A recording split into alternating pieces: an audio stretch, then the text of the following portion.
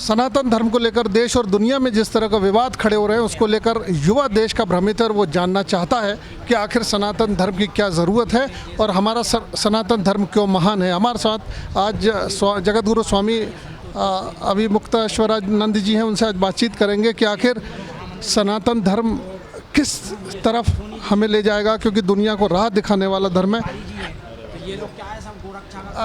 स्वामी जी, हमारे जो देश है उसमें जो आज दिक्कतें आ रही हैं, क्योंकि जो हमारे असल मंदिर थे उनकी जानकारी अब हमारे सामने आ रही है, इतने सालों में आ नहीं पाई, क्या वजह मानते हैं आप? देखिए, कई कारण हैं, एक कारण नहीं है।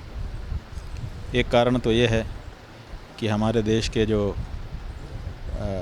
नेता थे उनके मन में ये भावना थी कि हम मिलजुल करके इस देश में रहें और एक उदाहरण स्थापित करें पूरे विश्व के लिए कि अपने मतभेदों के कारण कोई ऐसा नहीं है कि नहीं रह सकता साथ में। प्रयोग करना चाहते थे और वो प्रयोग किया। उस प्रयोग को पूरा करने के लिए ये तरीके अपनाए गए। एक तरीका उनमें से ये भी है कि पता ही ना चलने दो कि वस्तुस्थिति क्या है। ऊपर से अच्छा आवरण चढ़ा दो, अंदर जो कुछ है विभत्स उसको जैसा का तैसा रहने दो। लेकिन केवल ऊपर के आवरण चढ़ा देने मात्र से समस्या का समाधान नहीं होता। बोरे से आप किसी चीज़ को ढक सकते हो, पट्टी से किसी घाव को ढक सकते हो, लेकिन घाव उसका तो इलाज ही करना पड़ेगा ना। पुराने समय में कहें, अब कहें, जो हिंदुओं को प्रताड़ित करके मुसलमान ईसाई बनाया गया, इस तरह से कई चीज़ें हुई, तो उसको लेकर शंकराचार्य पीठ क्या कुछ योजना है क्या? देखिए, 1000 साल गुलाम रहे हम लोग। आप जिनका नाम ले रहे हैं उनमें कई अवान्तर भेद भी हैं। वो सब लोगों ने हम लोगों पर शासन किया। तलवार का जोर रहा, प्रलोभन भी दिए गए, बहुत सारे तरीके भी आजमाए गए, राजनीतिक रूप से तरह तरह की बातें करके हमको बरगलाया भी गया। लेकिन उसके बावजूद 1000 साल की गुलामी के बाद भी भारत में अगर 100 करोड़ सनातन धर्मी हैं, इतनी बड़ी संख्या में आज भी भारत में बहुसंख्यक हिंदू ही हैं, तो ये शंकराचार्यों के प्रयासों के कारण ही है।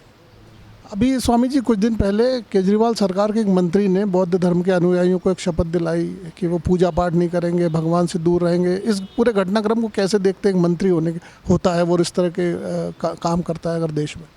देखिए, मंत्री की बात ये है कि भारत की सरकार ही एक कमेटी बना चुकी है अभी तत्काल, उसकी भी बात साथ में करिए। और वो कमेटी के अध्यक्ष भूतपूर्व मुख्य न्यायाधीश को बनाया गया है और उसमें विचार इस बात पर करना है कि धर्मांतरण के बाद भी हम जो आरक्षण की सुविधा है वो लोगों को देते रहेंगे। इस बारे में केंद्र की सरकार आगे बढ़ रही है। वो जो मंत्री कर रहा है वो तो उसके कार्यकर्ता हैं, वही उन्हीं कार्यकर्ताओं को बुला करके बार बार वो लोग करते रहते हैं, ये सब घोषणा करते रहते हैं, दिखावा करते हैं। इसका क्या परिणाम होगा? अगर धर्मांतरण के बाद भी हमको आरक्षण की सुविधा मिल रही है, उसके बाद क्या होगा इसकी तो कल्पना करो। तो हर राजनेता अपने अपने तरीके से धर्म को क्षति पहुंचा रहा है। समस्या तो ये है। आखिरी सवाल गुरु जी, सनातन धर्म को लेकर युवाओं को आप क्या शिक्षा देना चाहते, क्या कहना चाहते? भाई, क्या शिक्षा देंगे? हम तो युवाओं से यही कहना चाहते हैं कि कम से कम इतना जान लो कि तुम किस परंपरा में, किस संस्कृति में जन्मे हो। अपने देश को जान लो, अपनी जाति को जान लो, अपने पूर्वजों के किए गए कामों को जान लो। कम से कम अपने जो आपका सांस्कृतिक इतिहास है, महाभारत है, रामायण है, कम से कम उसको ठीक से पढ़ लो। यही कहना चाहेंगे। केवल सोशल मीडिया में समय बिताने से नहीं होगा। सोशल मीडिया में अच्छी बातें भी हैं, लेकिन उससे ज़्यादा बुरी बातें हैं। आप वहाँ पर सब मिला हुआ है कचरा। वहाँ पर आप अगर धर्म सीखने जाएंगे, अगर अध्यात्म सीखने जाएंगे तो नहीं सीख सकेंगे। आपको अपने ग्रंथों से अध्ययन करके अपने आप को जानना चाहिए। समय देने के लिए बहुत धन्यवाद गुरु जी।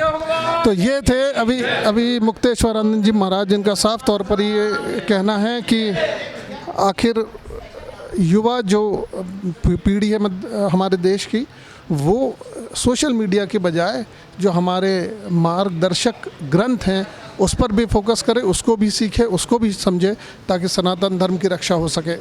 कैमरामैन कमलेश के साथ प्रसन्न शाहने, इंडिया फर्स्ट, भोपाल।